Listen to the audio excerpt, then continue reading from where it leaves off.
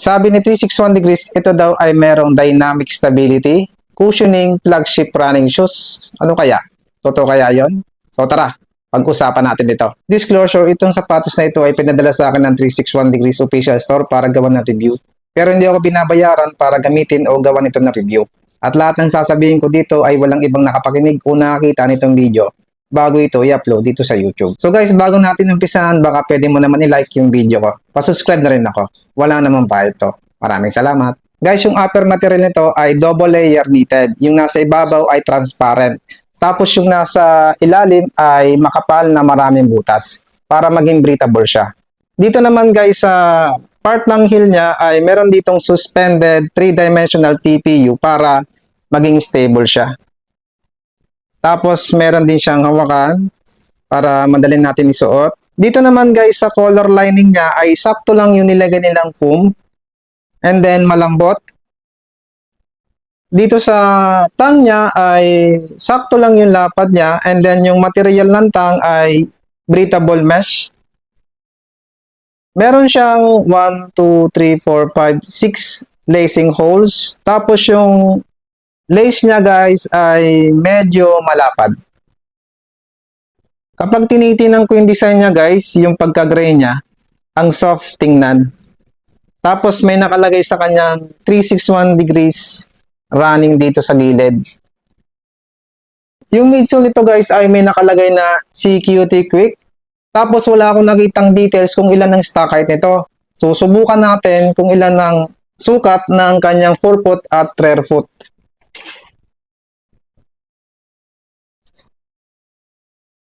Yung forefoot niya guys ay merong 30 mm.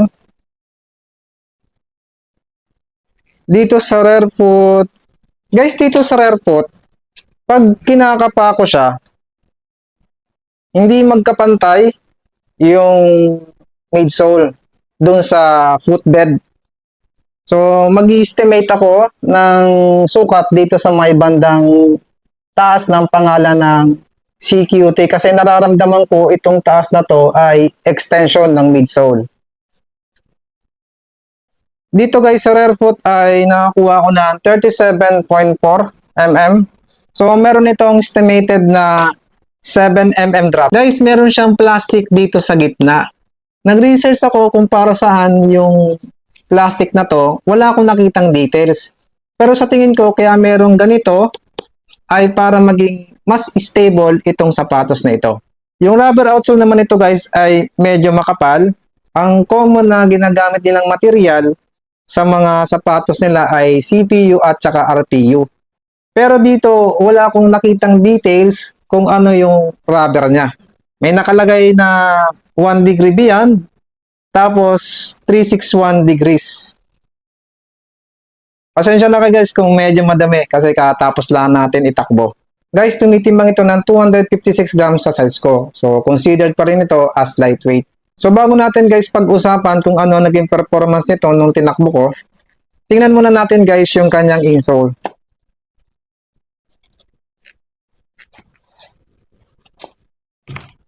Yung insole niya guys ay medyo makapal na malambot. Flat lang siya. Yan guys. Guys, silipin nyo kung merong nakikita kayong liwanag doon sa loob. Kung meron kayong nakikita, breathable yan. Guys, nung tinanggal ko yung insole, nakita ko kung anong design nung plastic na nakalagay sa gitna. Itong yellow na to. Tingnan nyo guys kung anong design. Ibuka ko lang ng gusto para makita nyo.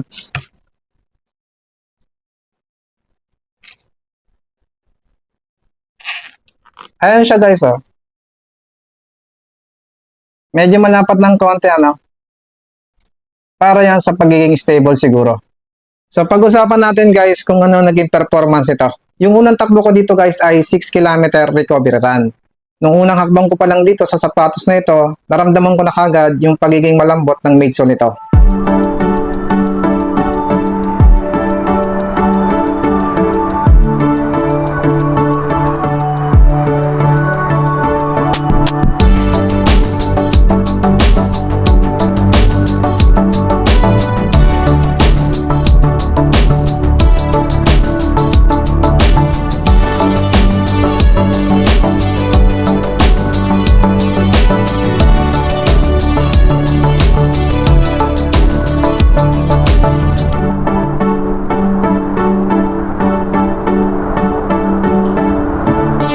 Akala ko guys mabibigatan ako nung unang takbo ko dito kasi yung mga ginagamit kong pan-training ay mga carbon plated shoes na 200 grams pababa. Pero sa kanya, hindi ako nakaramdam na mabigat itong itakbo. Kaso na nasa 3 km na ako, meron akong nararamdamang masakit dito sa gilid ng paa ko. Sa sobrang sakit, kailangan kong tumigil at maglakad. Mabilis din naman nawala yung masakit dun sa gilid ng paa ko at naitakbo ko din kagad. Hanggang matapos ko yung 6 km, wala na ako nararamdamang masakit. Dito sa may bandang arch guys, pakiramdam ko dito medyo masikip kahit na hindi naman malapad yung paa ko. Hindi ako mensido sa performance niya nung una kong itinakbo, kaya itinakbo ko uli siya kanina. Guys, good morning. Subukan ulit natin yung sapatos. Kanina bago tumakbo katatapos lang umulan, makapit yung rubber outsole nito sa basang kalsada.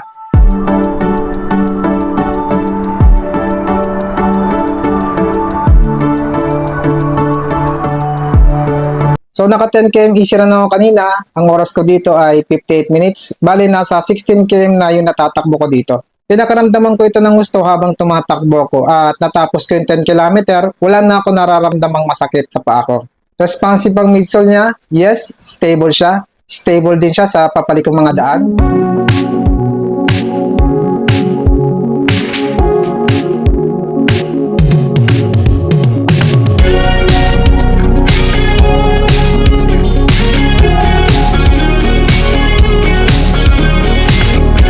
Hindi umiinit yung pakiramdam ko sa paa ko. Hindi rin dumudulas yung talampakan ko dito.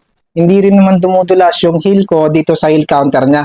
So ito guys ay kailangan yung i-break in para maging komportable yung pakiramdam nyo sa kanya. Siguro mga 10 km to 20 km. So naka 16 km nito guys, tingnan nyo guys yung rubber outsole niya. Hindi basta-basta napupudpod yung rubber outsole niya. Sa tingin ko guys, may pagka-stability itong sapatos na ito kasi medyo makapal yung midsole niya dito sa may arch. Tapos, kapag binibend ko, hindi mabend dito sa may bandang arch.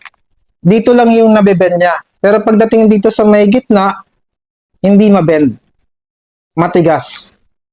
Pero para sa akin, pwede dito gamitin ng neutral ang foot strike kasi nung na-breakin ko naman ito, ay naging maayos na yung pakiramdam ko dito. So itong sapatos na ito guys ay pwede natin gamitin sa daily run, sa easy run, long run, at LSD. At yung kaya niyang takbuhin ay 21 km pataas. So pag-usapan naman natin guys yung toe box nito. Guys, yung toe box nito ay hindi roomy. Hindi naman sobrang sikip. Sakto lang yung pagkapit nito sa paa ko. At pwede lang ito guys sa normal lang ang lapad na paa at sa mga narrow ang paa. Guys, hindi pwede ito sa malapad na paa. Pagdating naman guys sa sizing, ito ay true to size. At ang presyo niya ngayon ay nasa 3,000 plus. Guys, kung meron akong hindi nabanggit tungkol sa sapatos na ito, i-comment mo lang at sasagutin ko ito. Maraming salamat sa panonood and run safe.